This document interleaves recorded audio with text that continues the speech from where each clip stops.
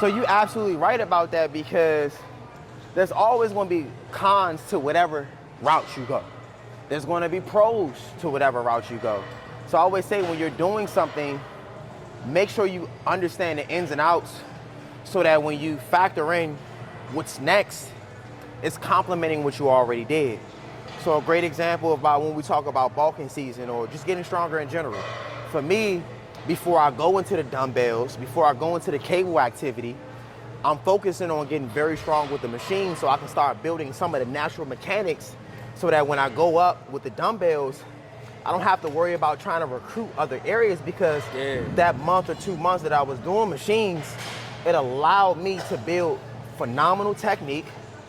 It also allowed me to get stronger in the compound movement, so that I don't have to worry about, like I said, trying to recruit other areas in order to get the weight up. And then 2, don't get me wrong, when you're doing machines, once you move to those dumbbells or once you move to those cables, those exercises are going to be very challenging, because they do challenge the body in different ways.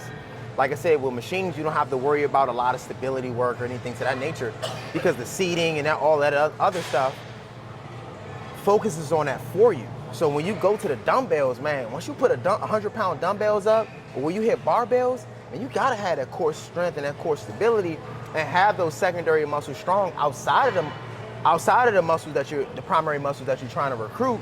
But do understand that everything, when it comes down to the training, has its pros and has its cons.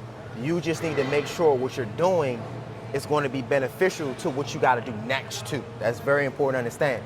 So don't do something for too long and think that this is the end all be all, because at the end of the day, like I said before, there's cons to what you're doing in regards to that as well. So like I said, me going to machines, once I get to the dumbbell and once I get to that cable work, if that stability ain't there, I'm gonna suffer just as much. So I might actually have to lighten the weight a little bit more in order to really build the stability and build the core strength to be able to get as much weight that I was using in the machines. But like I said, the beautiful thing about it is, a month in on that, the body will work up too as well.